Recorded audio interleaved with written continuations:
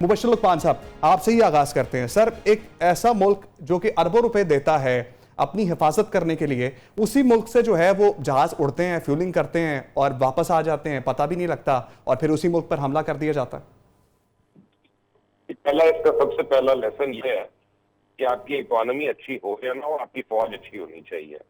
आपकी फौज जो है ना वो तगड़ी होनी चाहिए, जो अपने मुल्क का और अपने नजरियात का हर चीज का दिफा कर सके। और पहले हर उस ऐसे कमजोर पाकिस्तानी, मैं कहूँगा, जो कभी सवालात पूछता है ना कभी कोई डिफेंस बजट पे और इस चीज पर उस चीज पे, आज उसको शर्म से मर जाना चाहिए पूरी चुल्लू बरपानी में जाके कि जितना भी हम लगाएं, कतर 1.5 ट्रिलियन लगा चुके हैं अपने डिफेंस पे। और दुनिया का कौन सा ऐसा डिफेंस है, एयर डिफेंस है या उसके पास अटैक वेपन है जो नहीं है। और अब मैं आपको ऑफिशियली ब्रेक कर रहा हूँ खबर यहाँ पे, हारिस को ज्यादा पता होगा और हमारे दोस्त हैं इनको ज्यादा पता होगा कि ऑफिशियली कतर ने पाकिस्तान एयरफोर्स से हेल्प मांग ली है और इमीडिएटली पाकिस्तान एयरफोर्स के लोग वहां पे जा रहे हैं उनको वेपन्स पे ट्रेन करने के लिए और उनके एयर डिफेंस सिस्टम के ऊपर ट्रेन करने के लिए।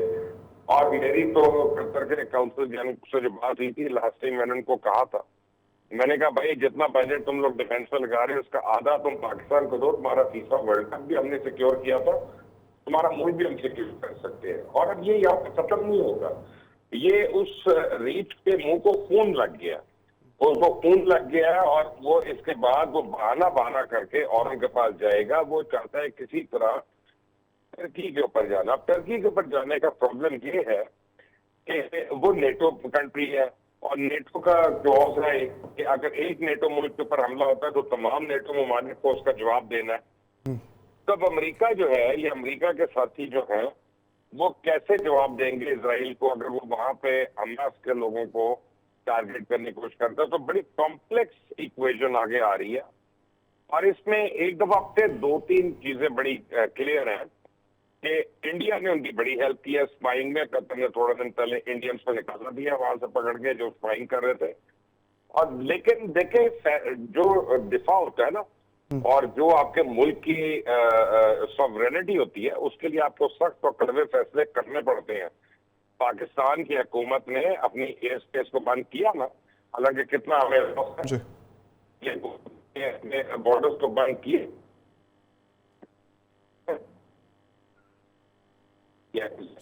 ठीक है, आवाज़ में डिस्टॉर्शन आ रही है। ब्रिगेडियर हारिस नवाज साहब की जानिब बढ़ेंगे।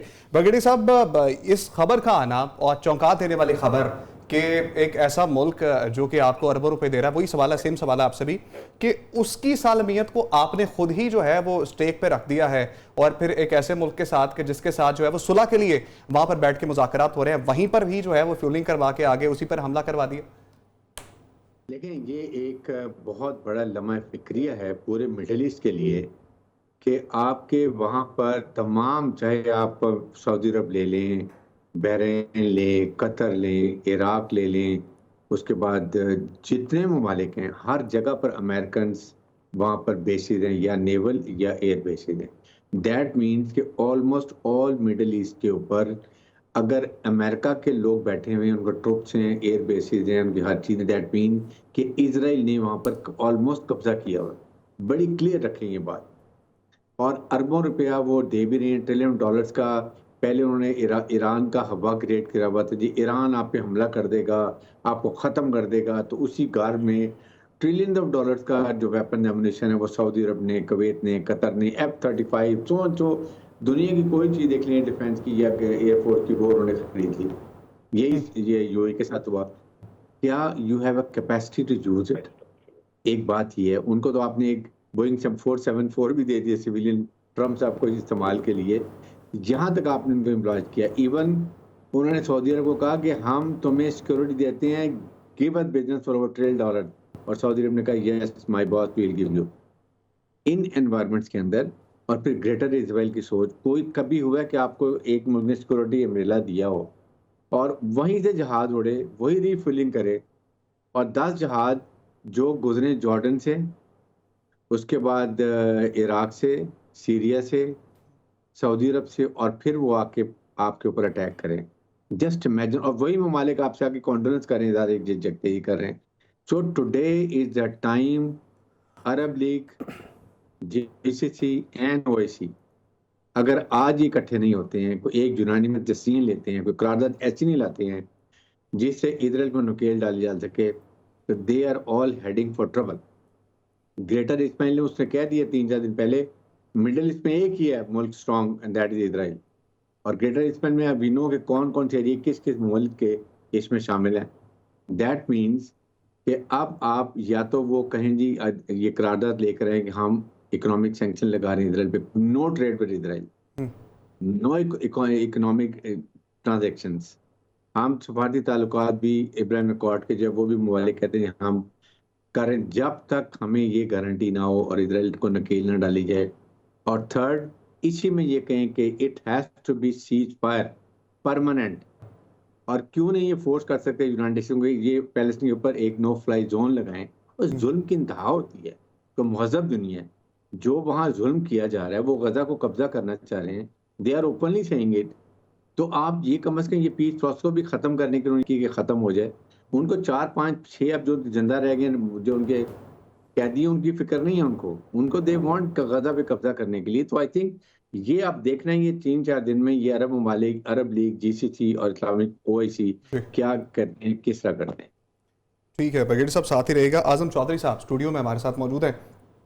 तो साहब बशीर साहब ने जिक्र किया, एक वैलिड पॉइंट उठाया कि एक नेटो मुल्क पे जब हमला होता है तो डीड में लिखा होता है, उनके मुआहदे में लिखा होता है कि फिर उसका बदला लिया जाता है।